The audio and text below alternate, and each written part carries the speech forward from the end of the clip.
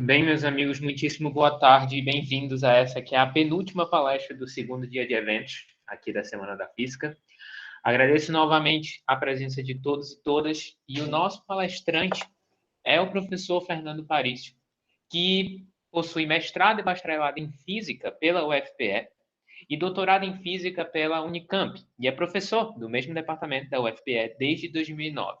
Os principais temas de interesse são relacionados ao fundamento da mecânica quântica e à teoria de informação quântica, como emaranhamento, não localidade de Bell e sistemas abertos. Uma das palestras mais aguardadas, diga-se de passagem, e eu agradeço ao professor Fernando por sempre estar à disposição aqui do departamento, e a palavra é toda sua, pode ficar à vontade. Obrigado. Eu acho bem legal que vocês, estudantes, tenham se organizado e se organizem, né, periodicamente para fazer esse tipo de evento, e eu me estimulo bastante a participar desse tipo de coisa, que eu acho que realmente é muito importante. Então, eu agradeço o convite, e, de fato, de vez em quando eu estou na UFPB, ou dando um seminário, ou fazendo parte de uma banca, né? Afinal, somos vizinhos próximos e a ideia é essa, né? Interagir. Veja, eu tive a oportunidade de assistir uma parte do seminário da professora que falou antes de mim, Clarissa, e então eu até fiquei meio receoso, porque ela falou de uma coisa, um grande mistério da natureza, não é? E um tópico avançado, e eu, justamente por ser um evento feito por estudantes, e em que eu supus que haveria bastante estudantes também, eu escolhi falar de uma coisa mais básica, mas eu espero que tenha outro aspecto também que seja estimulante, né? Então, assim, eu acredito que um aluno, né, que esteja na graduação e já tenha sido, digamos assim, iniciado em mecânica quântica, vai conseguir acompanhar uma boa parte do seminário, tá bom? É um seminário também meio curto, eu quis fazer uma coisa tanto mais básica, também um pouco mais enxuta, para que não fique uma maratona muito árdua, né? Então, vamos lá. Eu vou compartilhar com vocês aqui agora, e quando eu colocar no modo apresentação, não vou mais enxergá-los, então pedir assessoria do pessoal para qualquer problema, ou até mesmo dúvidas, se forem permitidas durante o seminário, também não tenho objeções. Então, eu vou agora só perguntar, só para confirmar se vocês já estão... Vocês estão vendo? Estamos vendo sim, professor, tudo certo. Tá, pronto. Vamos lá, então. Eu vou agora para o modo apresentação, não vou mais ver vocês, tá certo? Ok. Então, vamos lá. Opa, deixa eu fechar isso aqui. Bom, então, o título do seminário é esse aí, Operadores de Criação e Destruição Subbosônicos, né? Ou difusos. Tudo isso vai ficar mais claro, obviamente, no decorrer do seminário, né? Então, eu coloquei esse operador de destruição aqui, meio borrado, né, para representar esse título, tá certo? Esse é o trabalho de mestrado, basicamente. Isso, na verdade, é uma ideia que surgiu há 20 anos, pelo menos a semente dela, e ficou no fundo da minha cabeça, e de menos anos para cá, 4, 5 anos para cá, houve novos desdobramentos e a gente terminou conseguindo fazer esse trabalho, né? Então, esse trabalho, que é bem recente, né? Agora, desse ano, saiu publicado há alguns meses só. Ele é o trabalho de mestrado do Damastor. Eu só consegui essa foto aqui do Damastor, bebendo, mas aparentemente é Coca-Cola. Professor, só uma coisa agora que o senhor falou, deu para Oi. tocar. A tela não está mostrando no modo apresentação. Não. Não, só está mostrando só os slides, tipo a tela toda, ainda não. Eu recomendaria que colocassem compartilhar a tela toda, eu acho que assim dá para ver. Ah, tá, eu vou fazer isso. Então, eu vou parar a apresentação e vou compartilhar, porque eu compartilhei só a janela. Então, eu vou compartilhar a tela inteira agora, tá?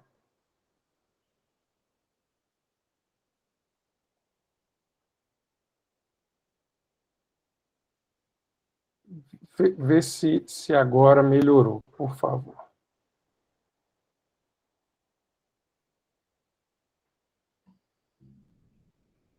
Pronto, aí o senhor coloca Tá. no modo apresentação. Pronto, estou vendo o slide. Agora, colocando no modo apresentação. Putz, eu já coloquei no modo apresentação, estranho. Deixa eu tentar mais uma vez aqui.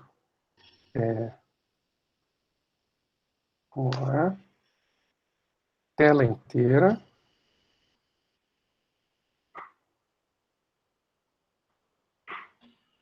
Tela inteira. Não, acho que eu tinha feito errado. Agora vai, eu acho. Agora eu vou pôr no modo apresentação. Vamos ver se vai. Funcionou agora? Agora foi, corretíssimo. Pronto. Jóia. Então, como eu estava dizendo, esse é o trabalho de mestrado do Damastor, né? E tem a participação do Ricardo Ximenes, que é um ex-aluno meu de iniciação científica e de mestrado também, que está fazendo doutorado agora em Madison, nos Estados Unidos, mas tinha interesse nesse problema e terminou contribuindo, né? Então, basicamente, tudo que eu vou falar aqui, exceto uma outra digressãozinha, vai estar nesse trabalho, tá certo?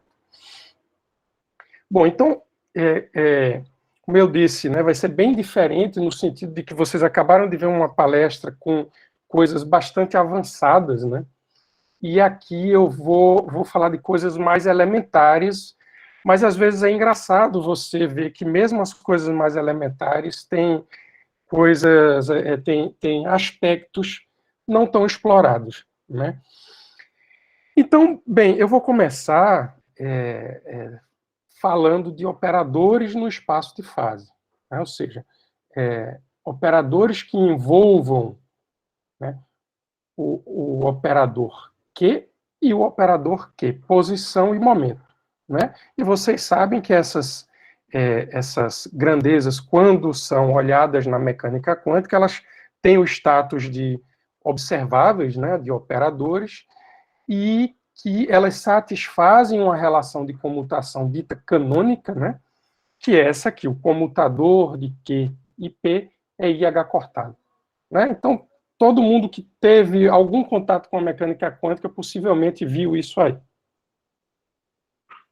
Então, qualquer operador que seja definido como uma função dos operadores Q e P é um operador definido no espaço de fase da mecânica quântica, né? Então, eu vou pegar dois operadores lineares em termos de Q e P bem simples, tá?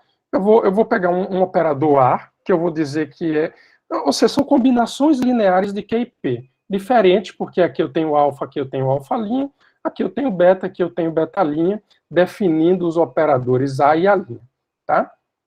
E eu pus esse I aqui explícito porque, enfim, eu quis fazer isso, mas não precisava, podia estar absorvido aqui no beta, né? Mas eu coloquei esse I porque eu vou terminar depois me interessando pelo caso em que alfa e beta escritos dessa forma são reais. Tá bom? E aí fica um exercício muito simples, né? Um exercício, digamos assim, de começo de curso de mecânica quântica, mostrar que o comutador, usando isso aqui, o comutador entre A e A' é esse número, H cortado, beta alfa' menos alfa beta'. É uma continha de padaria que eu até pus aqui, né? Você joga o A aqui, o A' aqui, né? Distribui, o comutador satisfaz essas regras de distribuição.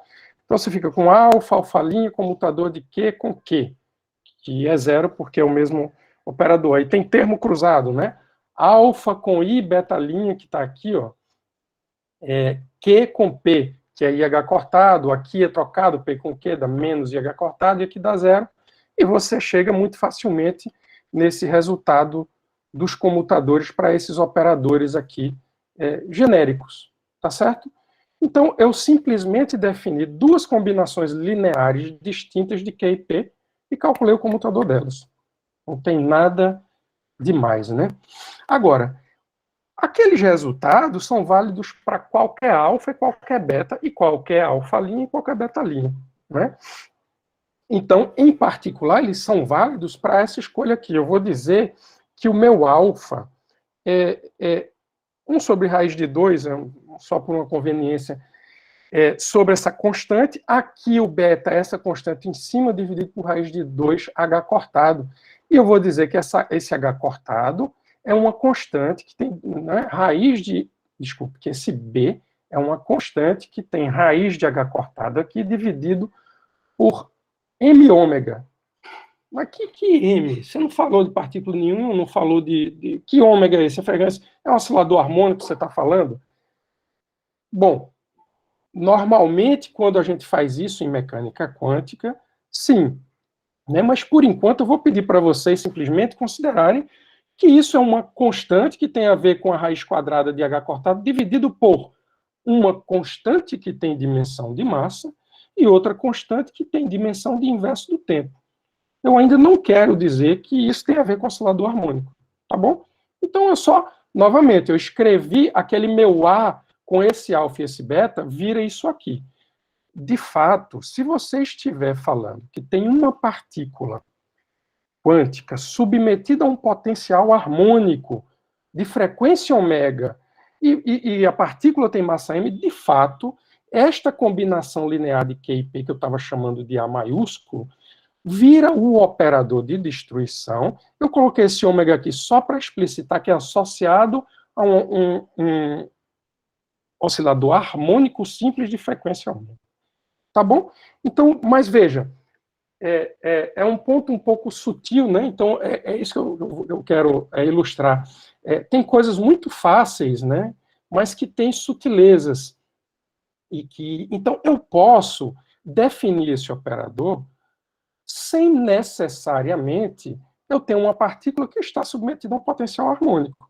Ele vai ser exatamente isso aqui pode ser uma constante qualquer com dimensão do inverso de tempo. Agora, ele vai ser um operador de destruição? Não, ele só vai ser um operador de destruição no sentido em que nós conhecemos se aquela partícula estiver, de fato, submetida a um potencial harmônico de frequência ômega. Tá?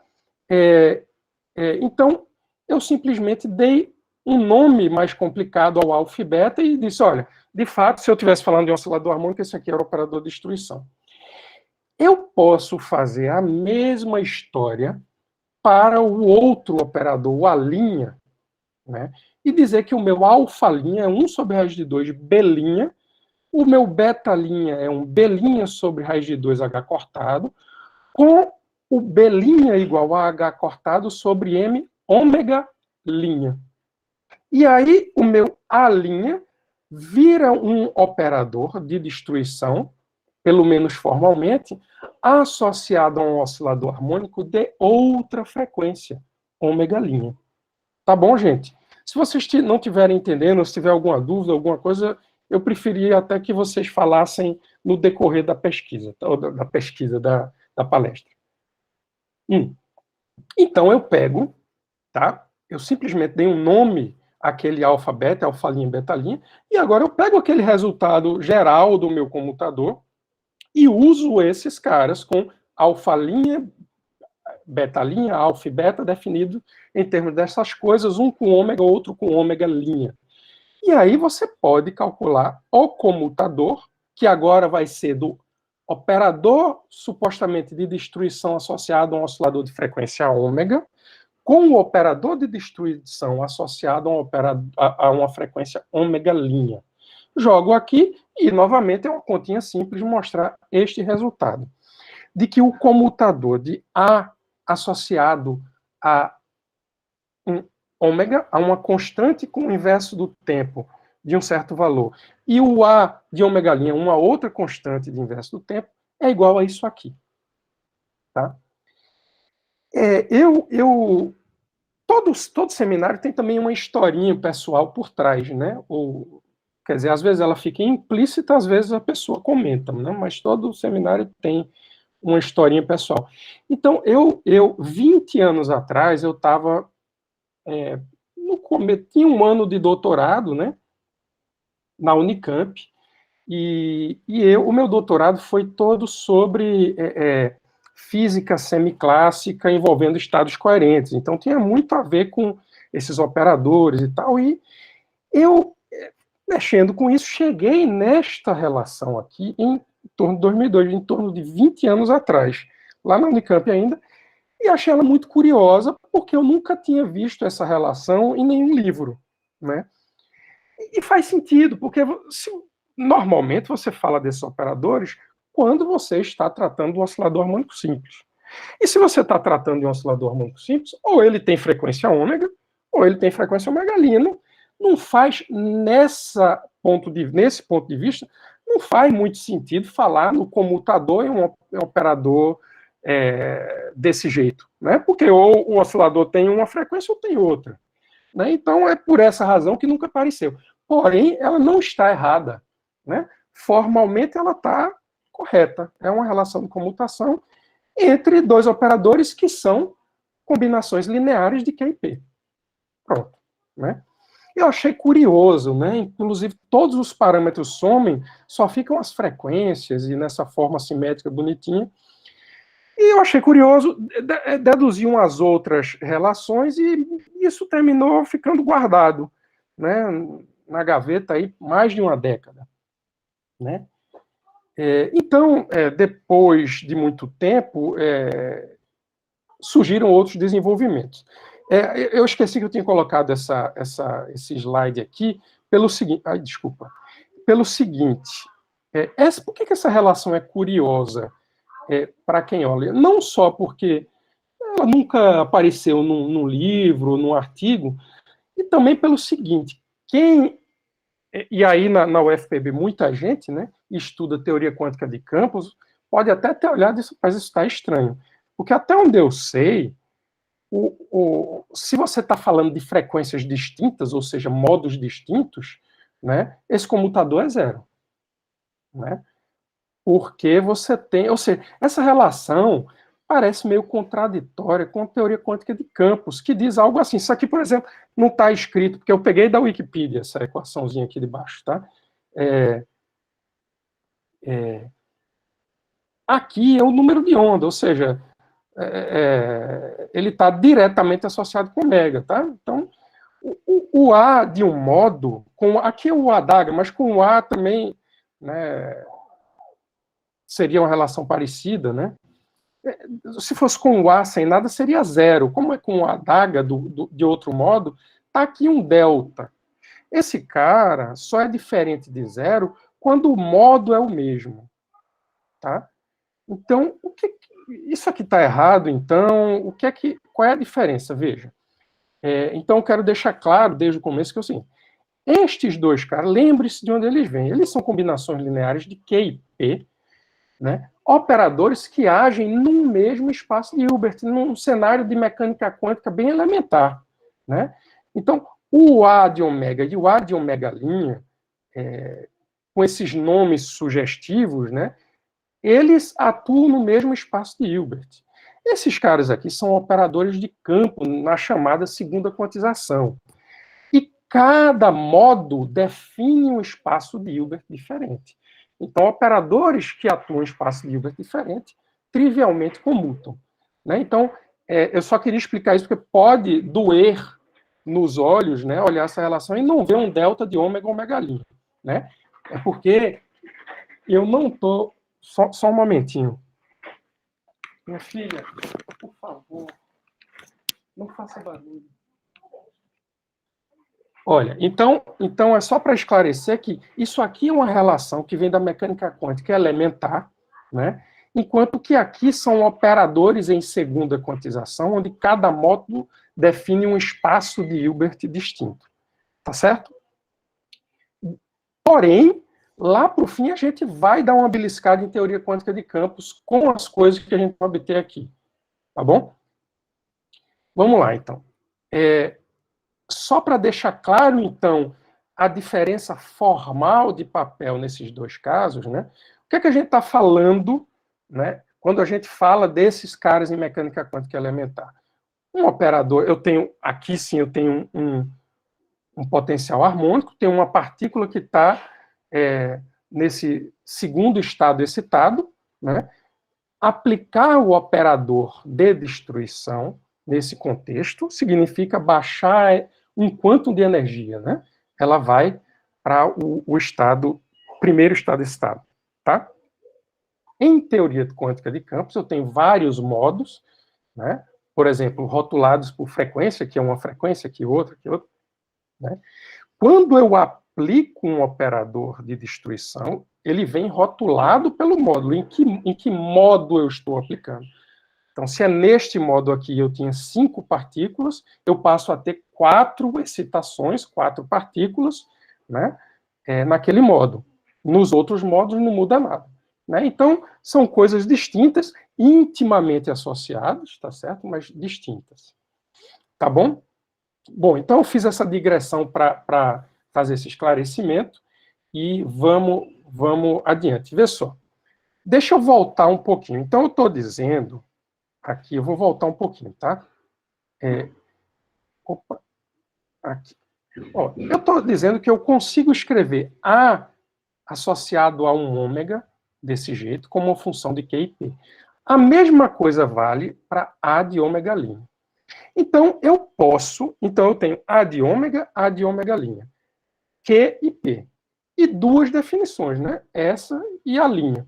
Então, eu posso eliminar qualquer par de operadores, tá? Então, eu posso eliminar o operador Q e o operador P e deixar só em termos de A de ômega e A de ômega linha, tá? Então, foi isso que eu fiz aqui naquela transparência um pouquinho na frente. Foi isso que eu fiz. O que é que está aqui de diferente? Eu preferi trocar de nome, tá? Eu disse assim, olha, seja o ômega linha, ômega mais um delta ômega, tá? Então, o delta ômega é ômega linha menos ômega, tá?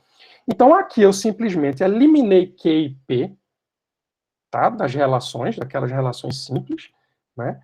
E, em vez de escrever as coisas em termos de ômega e ômega linha, eu escrevi em termos de ômega e delta ômega, que está definido aqui. Tá bom? E aí você vê que coisa engraçada, né? Você pode definir o que seria o operador de destruição para um oscilador harmônico de frequência ômega mais delta ômega como uma combinação linear do que seria o operador de destruição da frequência ômega com o operador de criação da frequência ômega. É como se fosse assim, o operador de destruição associado, que seria associado a um oscilador harmônico com essa frequência, é uma combinação linear de criação e destruição para outras frequências. Quanto menor delta ômega, mais próximo, maior esse cara fica, ou seja, destruição de destruição, e menor esse cara fica. Estou dizendo que quanto mais próximas forem as duas frequências que eu estou considerando, ômega linha e ômega, ou ômega mais delta ômega e ômega, menor será esse fator e maior será esse fator, até que no limite de delta ômega igual a zero, eu vou ter que esses caras se igualam trivialmente. Tá certo? Então, eu com aquela brincadeirinha, consegui expressar em termos de mecânica quântica elementar no espaço de fase, né? Então, por exemplo, isso em segunda quantização não faz o menor sentido, porque isso seria um operador definido no espaço de associado ao modo ômega mais delta ômega, enquanto que esses aqui são operadores que atuariam no modo ômega, outro modo, né? Então não faria o menor sentido. Mas aqui eu estou no mesmo espaço de fase, em mecânica quântica elementar, tá bom? Bom. Então tem essa relação bonitinha aí. Agora, você pode dizer, olha, professor, essa relação só é válida se não faz sentido falar em frequência negativa, né? Então, por exemplo, para delta ômega menor do que menos ômega, isso começa a ficar negativo, não faz sentido. Verdade. Porém, se você olhar para a definição de A e A d'H, você vai ver o seguinte, que se você trocar o ômega, naquelas raízes que aparecem nas transparências iniciais, por menos ômega, e isso é uma transformação que é meio comum de acontecer já em teoria quântica de campos, né? Simplesmente o operador de destruição de uma frequência negativa é basicamente o operador de criação do módulo daquela frequência com uma fase, sabe? Então, tendo isso em mente, e aí você até comprova, se você fizer o comutador de A com A de A ômega com A de menos ômega, daí o que reproduz a relação canônica de A de ômega com a adaga de ômega, tá? Que é 1, né? Tá bom? Como esse cara aqui, aí fica um I aqui, corta e corta, então dá tudo certo. Então, tendo isso em mente, você pode sim considerar esse delta ômega de menos a mais infinito, tá? Isso vai ser importante para as definições que vêm a seguir, tá bom? Gente, eu gostaria de parar aqui e perguntar se vocês estão me acompanhando, se tem alguma pergunta, porque agora eu vou para uma outra etapa. Alguém tem alguma pergunta, alguma dúvida? Eu queria fazer uma pergunta, Fernando. Bertulli aqui. Pois não. Tudo Oi, bom? Bertulli. Fala aí. Fernando, Tudo bom. É o seguinte, né? Eu estou viajando aqui junto com você, né? Mas para mim, assim, claro, toda relação de comutação tem muita física, comute ou não, tem muita física por trás de tudo isso, né? Isso. Então, dois operadores de destruição de frequências distintas não comutarem, eu estou tentando trazer para um universo assim meio que de ótica quântica. Né? Não pode. Então, não pode nesse ponto, mas a gente vai chegar lá. Tá, então vou aguardar. Tá certo? A gente vai chegar lá. Digamos, é a terceira etapa. Eu vou falar de teoria quântica de campos. O que é que aconteceria numa teoria quântica de campos, em que bosônica, né, portanto, inclui a ótica quântica nesse cenário. Tá bom? Esse é o subbosônico, não se enquadrar em ótica, é isso que você quer dizer? Então, não, o subbosônico ainda vai chegar. Isso aqui ainda tá só continha, mas a coisa ainda vai chegar lá. Dá okay. Mais uns 15 minutos que você vai ver. Tá bom? Ok, obrigado. Pronto, de nada. Então, eu vou continuar. Então, veja só. Eu agora vou dizer assim, agora que eu sei escrever, né, pelo menos no nível de mecânica quântica no espaço de fase, por isso que eu estou falando, o que seria um operador de destruição de um oscilador harmônico de frequência ômega mais delta ômega, em termos de operadores de uma frequência fixa, né? Então, note que se eu variar o delta ômega, não acontece nada com esses caras, só os prefatores, né, que vão variar, tá? Então, eu posso pensar na seguinte ideia, eu posso pensar em tirar uma média, eu posso pensar em dizer, olha, então eu vou fazer o seguinte, se eu sei como escrever isso aqui para qualquer delta ômega, eu vou dizer o seguinte, olha, será que eu posso definir um operador de criação? Porque o operador de criação e destruição, ele é infinitamente sharp, nítido. Ele representa, você dá uma energia de H cortado ômega, nem mais um epsilon, nem menos um epsilon para o sistema, ou tirar. Né? Então eu pensei, será que a gente não pode definir um operador de destruição ou de criação, é só tomar aqui o hermitiano conjugado, que tenha uma certa variabilidade já no nível do operador, ou seja, eu posso escrever assim, olha, note, quando delta ômega é zero, esse cara coincide, né, com o operador de destruição da frequência ômega. Né? Eu tenho a expressão para isso. Né? E eu poderia, então, integrar em delta ômega com uma função que fosse fortemente, tivesse um pico bem pronunciado na frequência ômega, ou seja, em delta ômega igual a zero. Né? E aí você teria alguma coisa que, quando este cara fosse uma delta de Dirac, aí esse operador difuso voltaria a ser esse cara. O delta de Dirac sai esse cara apenas A de ômega. Né? Então, a ideia e aí vem a ideia do difuso, né, por isso que eu coloquei ele borradinho, é como se você estivesse dizendo assim, olha, a maior contribuição para esse cara é o meu A ômega normal, mas ele tem uma besteirinha aqui que vai vir de outras frequências. Ah, mas eu não sei fazer integral de operador. Ó, não precisa. Desculpa, não precisa. Porque, ó, eu sei escrever esse operador em termos de outros, e esses caras aqui só dependem de ômega, não de delta ômega. Então as integrais viram integrais de funções, quando eu jogar aquele cara lá dentro. Tá? Então, eu posso fazer uma definição que eu sei calcular de um operador difuso de criação e também de destruição e também de criação. Tá? E como eu disse, se você coloca uma distribuição delta de Dirac aqui, esse operador deixa de ser difuso e passa para ser o operador de destruição da mecânica quântica normal que a gente conhece.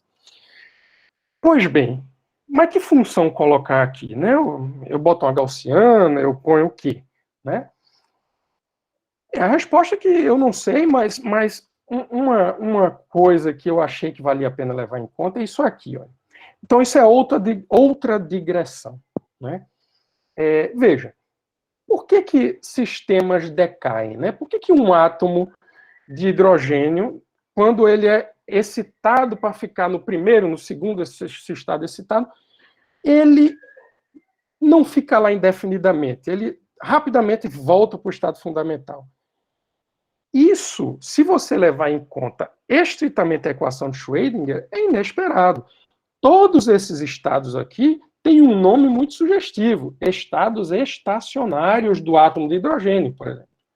Então, uma vez que você chega no estado estacionário, a equação de Schrödinger não tira mais ele de lá. Né? Só que você, toda vez que excita, ele cai. Mesmo que ele esteja numa cavidade com um vácuo muito bem feito e tudo mais. Né? Por que isso acontece?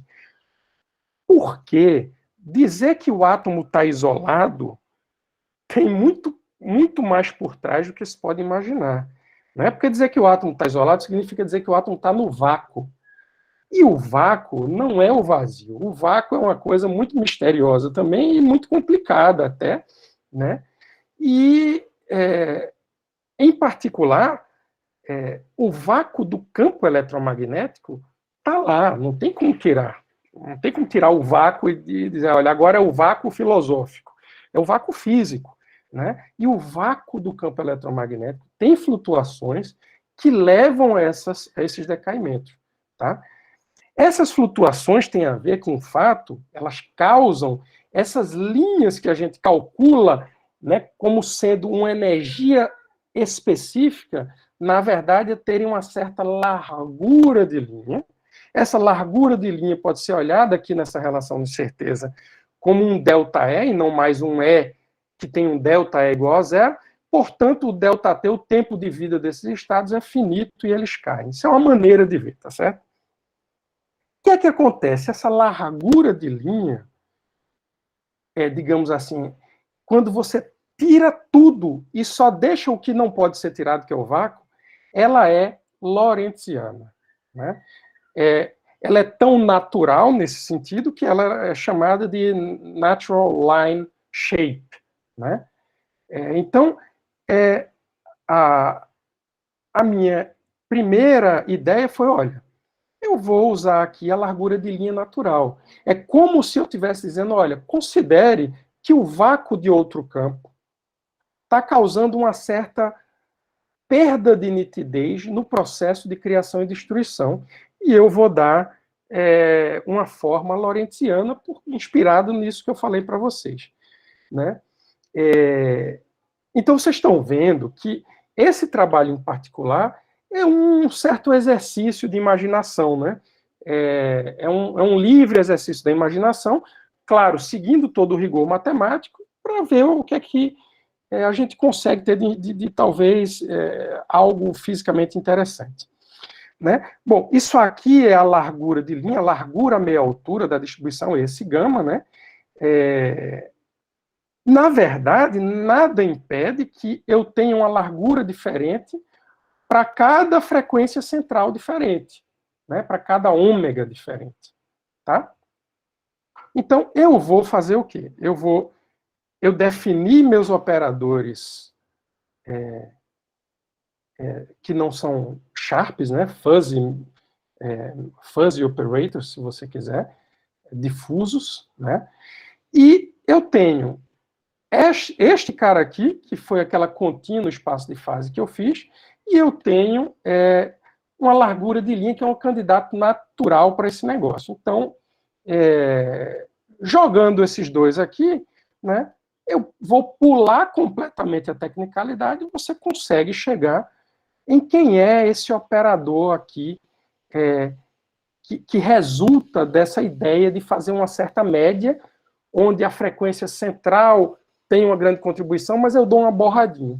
Né? Então, está aqui o resultado, certo? O resultado é esse, onde esse Ki aqui é o gama, aquela largura de linha, que na verdade pode depender de ômega, né?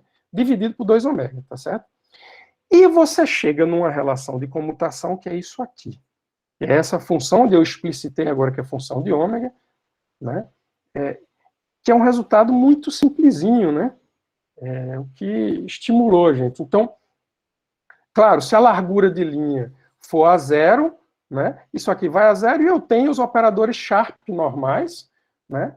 A distribuição indo a 0. Se ela abre um pouquinho, eu tenho algo que fica um pouquinho menor do que 1, e daí o nome subbosônico. Porque isso aqui ainda é um escalar, né? Não tem nenhum operador, né? Tem a identidade aqui, mas ele é um pouquinho menor do que 1, ou menor do que 1. Tá? Então, isso é o que nos estimulou a chamar de subbosônico. Né? Eu vou chamar isso de função de comutação C. Tá bom? Bom, e agora, então tá bom, eu defini esses operadores de criação e destruição. Né? E aí eu posso dar um passo adiante e dizer, olha, suponha que eu queira definir a hamiltoniana de um oscilador harmônico com esses caras. Né, de um oscilador harmônico difuso. Que seria algo assim. Né? Posso dizer, note, esses operadores aqui, né, eles têm todas as propriedades que o de criação e destruição normal tem, exceto essa comutação, que é um número, mas não é 1. Tá?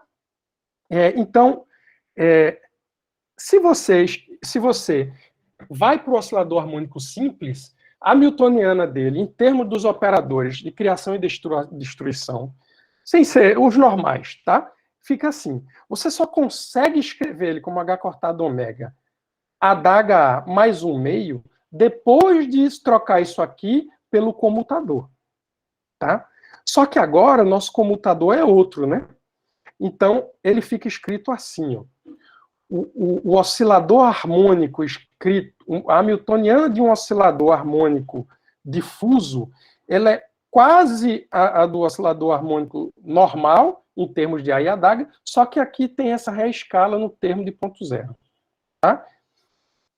Então, pois bem, aí você pode fazer, né, você pode, só relembrando como é que você faz no Sakurai, né, para fazer todas as contas algébricas do oscilador harmônico. Né? Você vai, por exemplo, você mostra que a energia, que a hamiltoniana pode ser escrita em termos de adaga, e isso é um operador de número, né? E aí é essencial que você mostre essas relaçõezinhas aqui de comutação. N com A é menos A, N com adaga é adaga. Por quê? Porque aí você mostra que o N atuando em adaga N dá N mais 1 de alto valor. E daí que você diz, então o adaga N é proporcional a N mais 1. É um operador de criação. A mesma coisa aqui. Então esse AN é um ket proporcional a N menos 1, é o ket N menos 1. Né? Você pode fazer a mesma coisa, a mesma álgebra você consegue fazer com esses operadores difusos, né? Desde que você defina o operador de número deformado como sendo adaga A difuso dividido pelo comutador. que é um escalar, tá certo? A gente viu que é um escalar. Com isso, você consegue mostrar todas essas relações, onde esses caras são estados de Fock difusos, tá? Então, eu estou pulando as tecnicalidades, tá? Mas o fato é que você consegue construir toda uma álgebra e você consegue, por exemplo, calcular as funções de onda, etc. Como é que você calcula? De volta para o Sakurai. A função de onda do estado fundamental. Você diz, olha, A, o de destruição em 0 é 0. Aí você joga o Bra aqui da representação que você quer, aqui de posição. Mas se você quisesse, por exemplo, a representação de Fock sem ser difusa, jogaria o N aqui, né, no nosso caso. E você consegue fazer as contas, tá? Então aqui eu vou usar a mesma coisa. O meu A de destruição difuso no meu vácuo, ou no meu estado fundamental difuso, é 0. Com isso, quando eu sanduícho aqui com N os operadores, os números, os estados de número Sharp do oscilador normal, eu consigo dizer quem é o meu estado fundamental em termos dos estados de números normais, Sharp, né? Então você vê, só entram os pares aqui, né? É toda uma conta, uma relação de recorrência, você faz e tal, você calcula o overlap entre o vácuo ou o estado fundamental Sharp com fuzzy e etc, né? Então você consegue fazer toda uma matemática consistente com esses operadores difusos, né?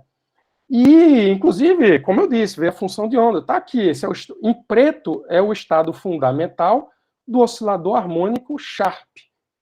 O normal. Quando você coloca um pouquinho borra um pouco esse oscilador, essa função de onda passa a ser isso aqui, que é aquela combinação linear, né, de todos os estados pares, né? O fato de ser par tem a ver com o fato de que nós mostramos que todas as simetrias do sistema, né, se você tem uma hamiltoniana Sharp e transforma ela em fuzzy trocando A e a daga por A barra e a daga barra, todas as simetrias são mantidas, exceto a de reversão temporal, que pode ser algo interessante também, né? Então tá aqui o primeiro estado excitado, então você faz tudo, tá certo? Claro que os cálculos são mais complicados e tudo mais, né? Pois bem, então agora vamos para a terceira parte, que foi a que Bertolli se referiu, né? E aí eu já estou perto de acabar, tá bom? Veja, como é que você quantiza um campo bosônico, né? Por exemplo, então você pode estar falando exatamente aqui do que Bertolli falou. Isso aqui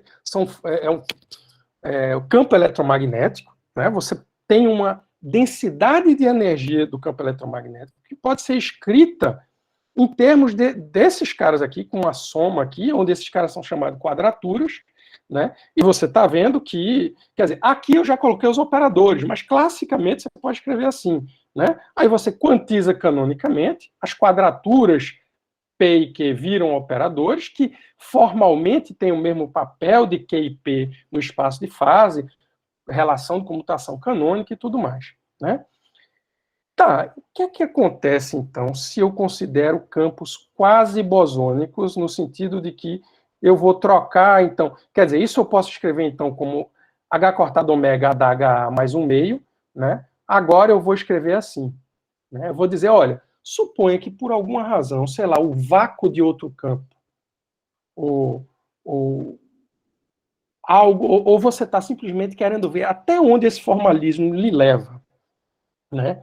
E se isso tem alguma fenomenologia que pode ser explicada através desses campos que não são perfeitamente bosônicos, né? Então, você escreve, e aqui realmente a gente está em segunda quantização. Agora, cada modo K representa, né, vive num espaço de Hilbert distinto. Então, eu não posso ter uma relação de K com K' sendo diferente de zero, de comutação, né? Isso não faria sentido, né? Mas eu posso ter uma relação de comutação entre caras que têm o mesmo modo, que estão no mesmo modo, mas que são fuzzy. Então, note, né, que eu vou ter que voltar aqui, note que a relação de comutação, desculpa, gente, a relação de comutação, onde é que eu coloquei ela? Vamos lá, vamos chegar lá. Ó, note agora ômega e ômega.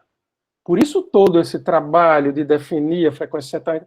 Agora eu estou dizendo que a relação de comutação entre caras de mesma frequência é subbosônica, entende?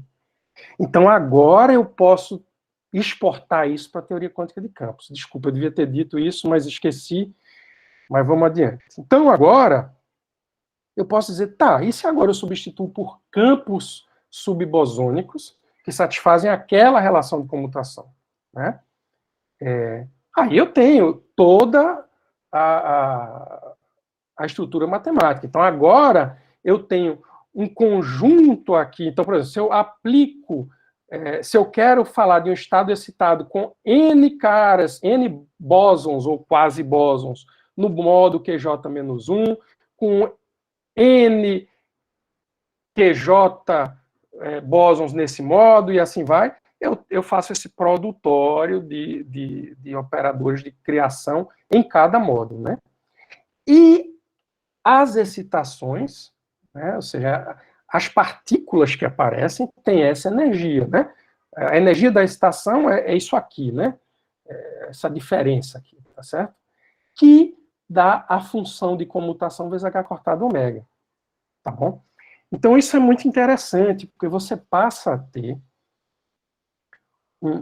e para o caso, né, da largura natural de linha, você passa a ter um cara que pode ser não linear. Ele não é só H cortado ômega, né? Para um bóson livre, para um quase bóson livre, tá certo? Aquele hamiltoniano é dos bósons livres, não tem interação, e mesmo assim a relação de dispersão não seria linear. Tá? Então, essa teoria traz algumas coisas interessantes, né, que dá vontade de investigar mais, né? E essa expressão é para esse caso particular, né? E só lembrando que esse zeta de ômega é um gama de ômega, que é a largura de linha daquela integral para cada ômega, dividido por 2 ômega. E há uns vínculos muito claros que você tem que colocar aqui. Por exemplo, digamos, você não pode dizer que ômega é uma constante, não depende de ômega. Por quê? Porque quando a frequência for a zero, isso diverge, não faz sentido, né? Então eu tenho que ter que esse cara vai, quando o ômega vai a zero, ele vai pelo menos com ômega, né? E você pode também dizer, por exemplo, olha, eu não quero que para frequências maiores, de repente, isso atinja um máximo e comece a cair. Quer dizer, a energia aumenta com a frequência e logo depois, de repente, para uma frequência especial, começa a cair. Também não faz sentido, né? Então, esses vínculos aqui, por exemplo, mostram que aquela relação, essa relação que está nesse retângulozinho aqui, ela tem que estar nessa região colorida aqui, né? E então é o seguinte, é uma coisa que a gente foi trabalhando, né? Foi formalizando, e chegamos nesse ponto. Claro, qual foi a minha primeira coisa? Olha, eu vou dizer que esses bósons têm massa zero, então eu estou falando de fóton. Isso aqui é uma alteração na relação de de Broglie. Veja que pretensão, né? Mas o que eu descobri, eu não consegui descobrir uma relação, uma forma funcional para esse cara e uma forma funcional para a largura que respeitasse a relatividade restrita. Então está fora, né? Agora, não é que não exista, né? É até um problema interessante. Qual é a forma desse alargamento de linha e como ele depende da frequência, de forma que eu respeite as transformações de Lorentz, né? É uma coisa que eu pretendo investigar, né? Então, gente, era isso. Eu queria mais contar essa historinha, né? Que começou 20 anos atrás e aí foi andando com alunos, com ex-alunos, e a gente fez esse apanhado teórico, né, e publicou, e agora a ideia é tentar explorar isso, né? Será que há desvios que possam ser entendidos em experimentos ou em observações, que possam ser entendidos com um pequeno desvio do caráter bosônico das operações, né, um pouquinho de de subbosonicidade, digamos, será que isso pode trazer alguma coisa fisicamente significativa? Então, essa é a questão que eu deixo. E é isso, eu não vou mais tomar o tempo de vocês. Agradeço pelo convite, né? Para mim foi um prazer e estou à disposição de vocês aí para qualquer pergunta. A gente que agradece, tá, professor. Então, chegamos às partes das perguntas. Então, se alguém tiver alguma pergunta para o professor, pode falar no chat, ou abrir o microfone, enfim. Professor Bertúlio, com a palavra, fique à vontade.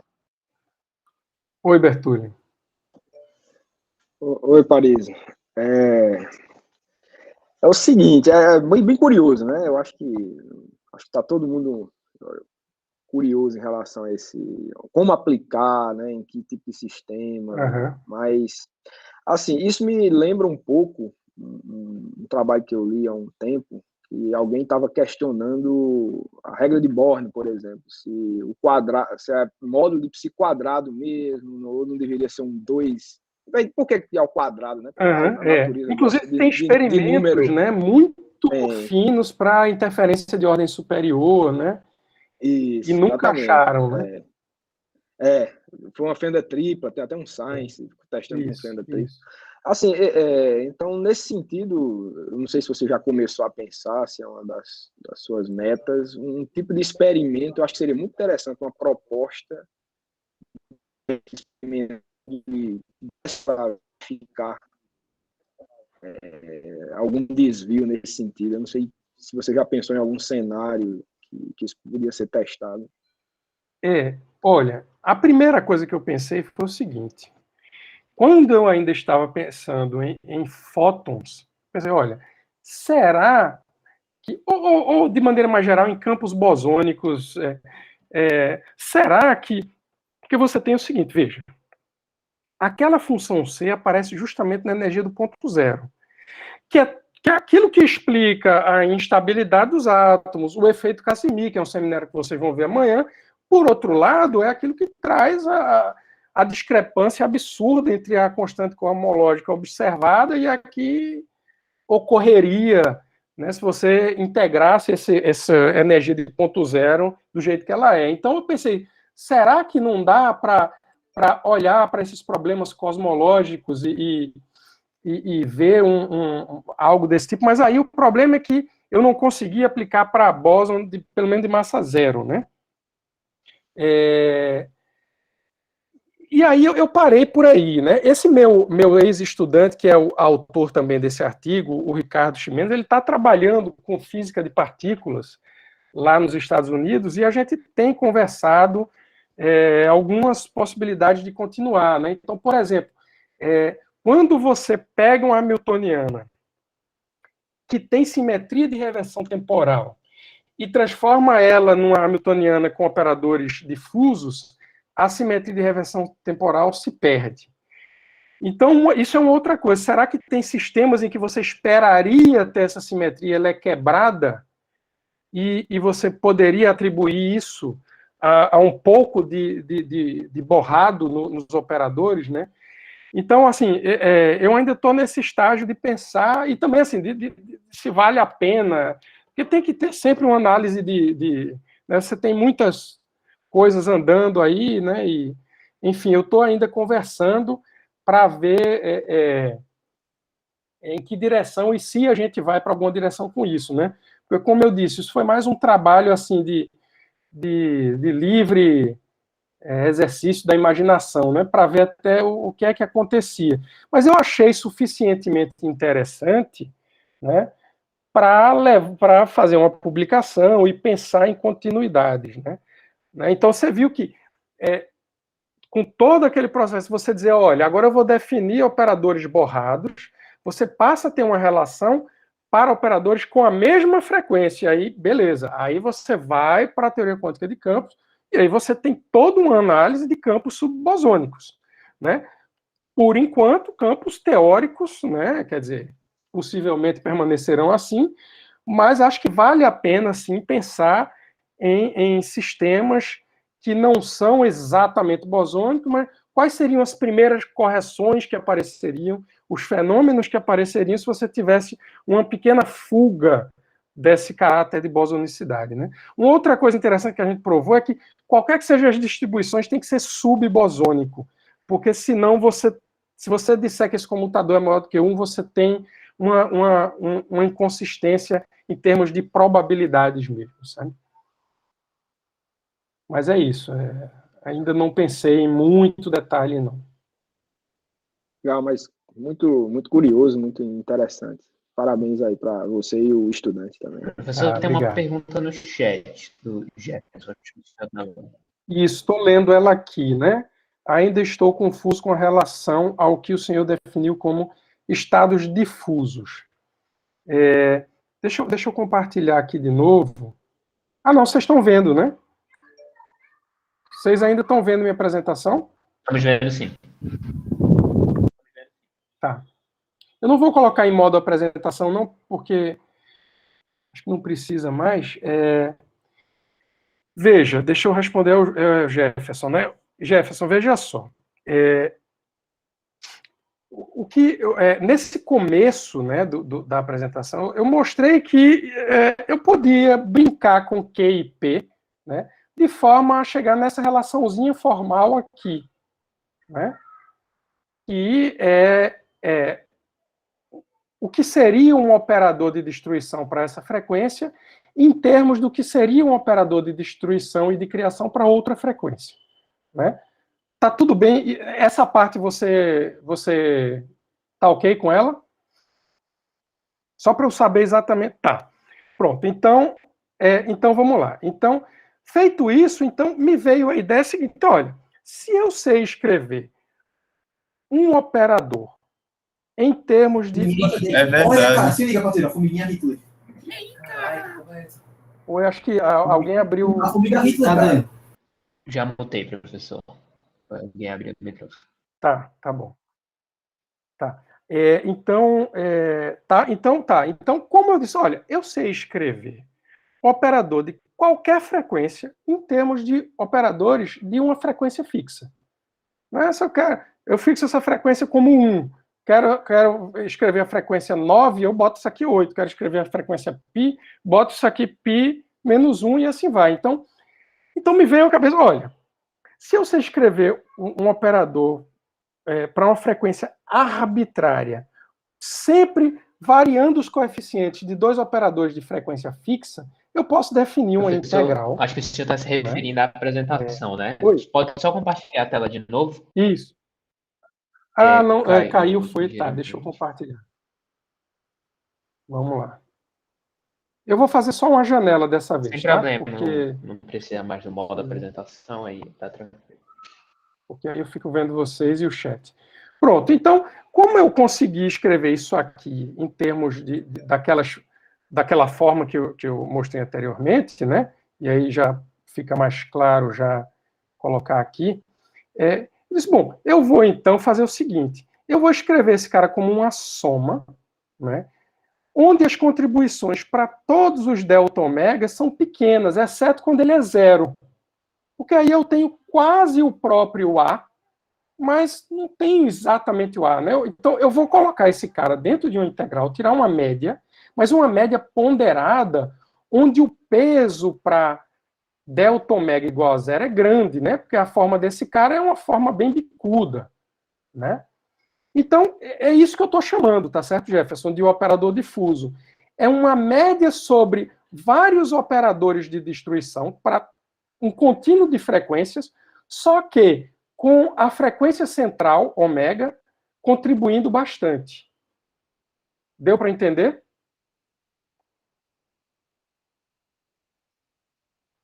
Tá certo? Pronto, então eu defini isso, né? Então, com isso, eu cheguei nos operadores meio esquisitos, né? Mas que são escritos em termos de operadores que eu conheço, a e a daga da frequência ômega.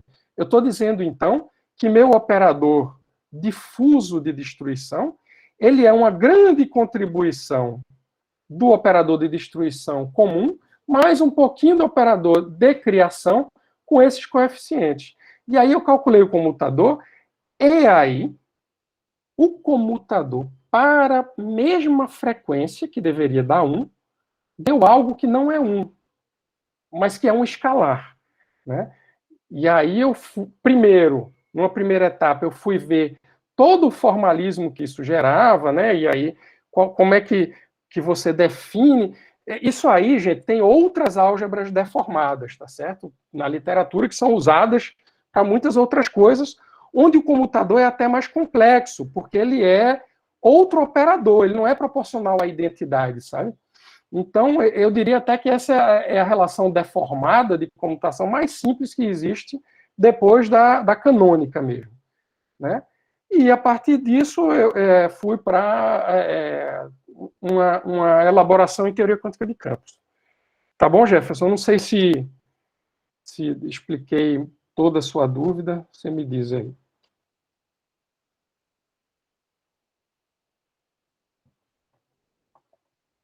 Com relação aos estados, né? Vamos lá. Olha, o que é que acontece? O que eu falei para vocês, né? Os estados aparecem quando você define a álgebra, né? Igual aquela transparência aqui que eu coloquei do transparência, ótimo, né? Do Sakurai, né? Você faz esse mesmo formalismo, você vê que definindo n igual a adaga difuso a difuso, não dá. Mas se você coloca a constante multiplicativa, que é 1 sobre exatamente aquela constante de comutação, tá aqui, você consegue definir todos os estados excitados, os estados de número, né? E aí, para obter o estado, você faz a mesma coisa. Eu vou dizer, bom, eu vou fazer o seguinte, eu vou te dizer a conta mesmo, tá? Que eu fiz para obter, por exemplo, esse estado de vácuo. Olha, primeira coisa, como no Sakurai do oscilador harmônico normal, para descobrir o estado fundamental, o que é que eu faço? Eu digo que o de destruição no zero é zero. E aí eu sanduícho desse lado com um n qualquer. E expresso esse meu A usando aquela relação, em termos do A comum e do adaga comum. Como eu sanduichei com o n comum, eu vou conseguir fazer a relação explícita, né? E aí eu obtenho uma relação de comutação, né? Que eu consigo resolver, e aí eu estou escrevendo aqui, ó, em termos, esses caras são os estados de número do oscilador harmônico normal, o estado 0, o estado 2, o estado 4, né? Que eu conheço a função de onda deles. Então a função de onda desse cara é essa mesma superposição em termos das funções de onda, né? Aqueles polinômios de Hermite com uma envoltória gaussiana, que são os estados excitados do oscilador harmônico normal. Né? Então, com isso, eu consigo a função de onda mesmo e consigo fazer plots desse tipo aí. Tá certo? Deixa eu ver aqui. Tá bom, Jefferson? Então, eu estou vendo aqui que o tempo já está meio esgotado, né?